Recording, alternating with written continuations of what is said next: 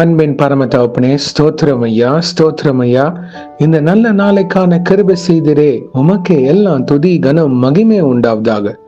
வானம் உங்க சிங்காசனம், பூமி உங்க பாதபடிக்காக. ஸ்தோத்திரம் இயேசுவே. எங்களை ஒவ்வொரு நாளும் ஆளுகை செய்து வழி நடத்துகிற நல்ல மேய்ப்பனாக இருக்கிற இயேசு கிறிஸ்துவே, உமக்கே எல்லாம் துதி கனம் மகிமை உண்டாவதாக. சேனைகளின் கர்த்தர் பரிசுத்தர், பரிசுத்தர், பரிசுத்தர். இயேசுவே, இந்த வசனத்தை வைத்து நாங்கள் ஜெபிக்கிறப்போ எங்கள் ஒவ்வொருத்தரையும் ஆளுகை செய்து வழிநடத்தி தருமாறு தாழ்த்தி கேட்கிறோம். Acts 2nd chapter 21st verse. And everyone who calls on the name of the Lord will be saved. அப்போஸ்தலர் 2ஆம் அதிகாரம் 21ஆம் வசனம். அப்பொழுது கர்த்தருடைய நாமத்தை தொழுது கொள்ளுகிறவன் எவனோ அவன் ரட்சிக்கப்படுவான் என்று தேவன் உரைத்திருக்கிறார். ஆமேன். பரம தகப்பனே, இந்த வசனத்தை கொடுத்ததுக்காக ஸ்தோத்திரம் ஐயா.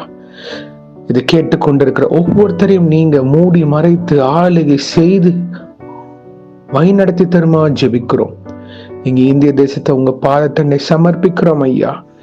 இயேசுவே, பாவியாக எங்கள் மேல் கிருபையாக இருந்து எங்கள் தேசத்தில் இருக்கிற ஒவ்வொருத்தரும் ரட்சிக்கப்பட கிருபை செய்யுங்க. இயேசுவின் நாமத்தை அறிந்து கொள்ள கிருபை செய்யுங்க. பரம தகப்பனே, ரட்சிப்பு இயேசுவின் நாமத்தால் மட்டுமே உண்டு நீங்க தெளிவா போட்டிருக்கிறீங்க அப்பா. இயேசுவே, நீங்களே வழியும் சத்தியமும் ஜீவனுமா இருக்கிறீங்க. கர்த்தாவே, மனம் இறங்குவீராக. கேட்டுக்கொண்டிருக்கிற யாராவது ஒருத்தர் உம்மை அறியவில்லை என்றால் உங்க தெய்வீக அன்பு அவரை தொடுவதாக. இயேசு கிறிஸ்து மரித்தார், அடக்கம் பண்ணப்பட்டார், 3ஆம் நாள் உயிர் தெழுந்தார்.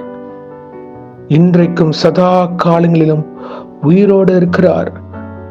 உங்களுக்காகவும் எனக்காகவும் பரிந்து பேசிக் கொண்டிருக்கிறார். அக்கிரமங்கள் மீறுதல்களுக்காக அவர் அடிக்கப்பட்டார், துன்புறுத்தப்பட்டார். உங்க ஆத்மா பரலோக ராஜ்யத்துல வந்து சேர வேண்டும் என்றதுக்காக கிறிஸ்து இயேசு உலகத்துல வந்தார்.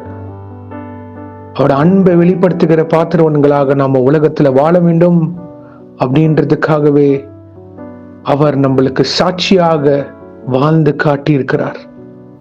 இயேசுவே, ரட்சிப்பீராக. தேசங்கள் முழுவதும் சுவிசேஷம் கொண்டு போய் செல்ல வாய்க்க செய்வீராக அப்பா. தடைகளை நீக்கி போடுங்க இயேசுவின் நாமத்தினால். உங்க தெய்வீக கரம் இடைப்படுவதாக.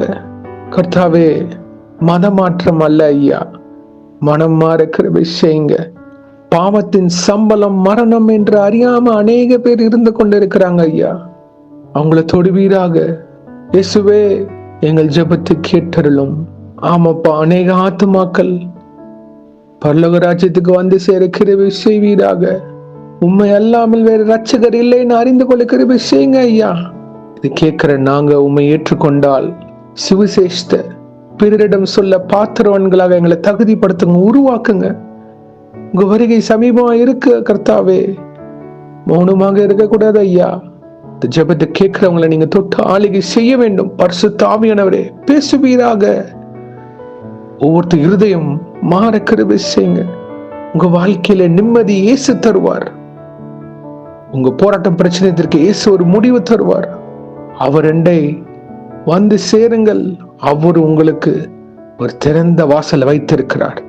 அவரோட அன்பு உங்களை மூடிக்கொள்ளும். கிறிஸ்துவின் சமாதானம் உங்களை ஆளுகை செய்யும். இந்த உலகத்துல உங்களுக்கு போராட்டம் உண்டு, ஆனால் உலகத்தை ஜெயித்தார் இயேசு கிறிஸ்து. அவர் உங்களோட இருப்பார், உங்களை ஆளுகை செய்வார். உங்க கண்ணீர், கவலைகள், வேதனைகள், நிந்தனை, அவமானங்கள், தவிப்பு, தனிமையான உணர்வு, வியாதிகள் எல்லாத்தையும் இயேசு மாற்ற வல்லவராய் இருக்கிறார். அவரிடம் வந்து சேருங்கள். அவர் உங்களுக்காக பெரிய காரியத்தை செய்வார். பரலோக ராஜ்யத்தின் புத்திரர்களாக உங்களை உருவாக்குவார். இயேசுவே, இந்த ஜெபத்தை கேட்டு நீங்க பதில் தந்து வழி நடத்தி தரப்போதுக்காக நன்றி ஐயா. நீங்களே பொறுப்பெடுத்து ஆளுகை செய்யுங்க இயேசுவே. ரத்த கோட்டைகள் மூடி மறைத்து வழி நடத்துங்க ஒவ்வொருத்தரும். இன்றைக்கு யார் என்னென்ன காரியங்களாக போகிறார்களோ உம்முடைய தேவ தூதர்களால் அவங்களை வழி நடத்தி ஆளுகை செய்யுங்க. தெளிந்த புத்தியில் ஆவியை தருவீராக. சுகம், பலன், ஜீவன் ஆர்க்கத்தை தாங்க.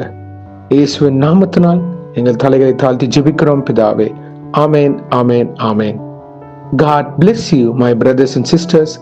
கர்த்தர் உங்களை ஆசீர்வதிப்பாராக. ஆமென்.